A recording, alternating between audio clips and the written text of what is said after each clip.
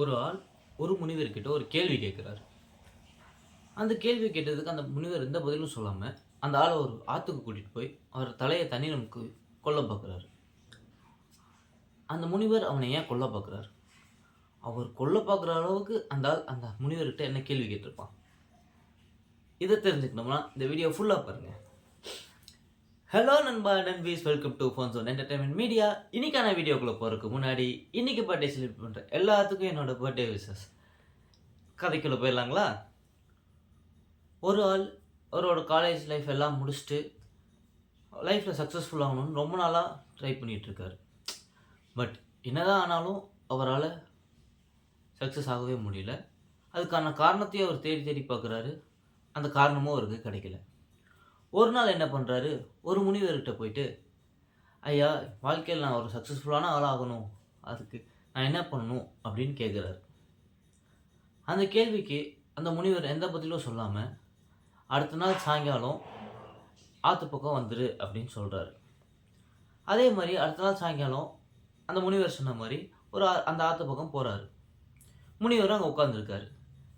திரும்ப போய் அந்த ஆள் அந்த முனிவர்கிட்ட கேட்குறாரு, நேற்றே உங்கள்கிட்ட ஒரு கேள்வி கேட்டிருந்தேனையா அப்படின்னு கேட்குறாரு.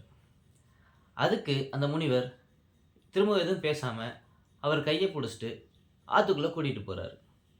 நல்லா அவரோட கழுத்தளவுக்கு தண்ணி வர வரைக்கும் அந்த அளவுக்கு அவரை உள்ளே கூட்டிகிட்டு போகிறாரு.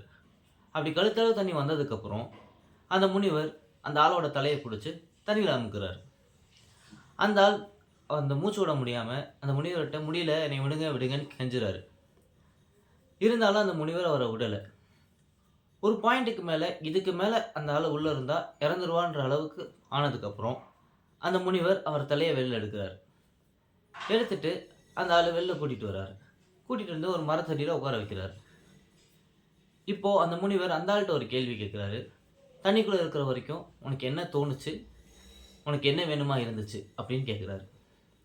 அதுக்கு அந்த ஆள் என்ன சொன்னார்னா, எனக்கு தண்ணிக்குள்ளே இருக்கிற வரைக்கும் காற்று மட்டும்தான் தோணும், சுவாசிக்க காற்று மட்டும்தான் எனக்கு வேணும்னு தோணுச்சு, அது மட்டும்தான் எனக்கு வேணும்னு இருந்துச்சு அப்படின்னு சொல்கிறாரு. அவ்வளோதான், நீ கேட்ட கேள்விக்கு இதுதான் பதில் அப்படின்னு சொல்லிட்டு அந்த முனிவர் சொல்லிட்டு சிரிச்சுட்டே கிளம்பிடுறாரு.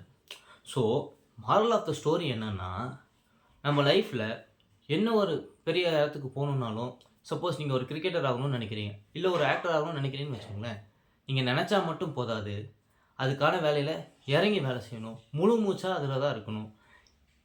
எவ்வளோ நாள் ஆனாலும் என்ன ஆனாலும் எங்கேயும் செதறாமல் நம்மளோட ஃபுல் இதுவும் அதில் தான் இருக்கணும். உங்களோட சக்ஸஸ் அடைகிற வரைக்கும் உங்கள் முழு மூச்சும் அதில் இருந்தீங்கன்னா கண்டிப்பாக உங்களுக்கு சக்ஸஸ் கிடைக்கும்.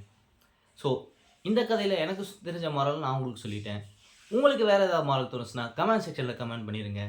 இந்த வீடியோ உங்களுக்கு பிடிச்சிருந்தா லைக் பண்ணுங்கள், ஷேர் பண்ணுங்கள், மறக்காமல் நம்ம சேனலை சப்ஸ்கிரைப் பண்ணிடுங்க. அடுத்த வீடியோவில் உங்களை வந்து சந்திக்கிறேன். அது வரைக்கும் உங்கள்கிட்ட டாடா பாய் பாய் சொல்லிக்கிறது நான் உங்கள் பாலா. இது நம்ம ஃபோன்சோன் என்டர்டைன்மென்ட் மீடியா. பாய்.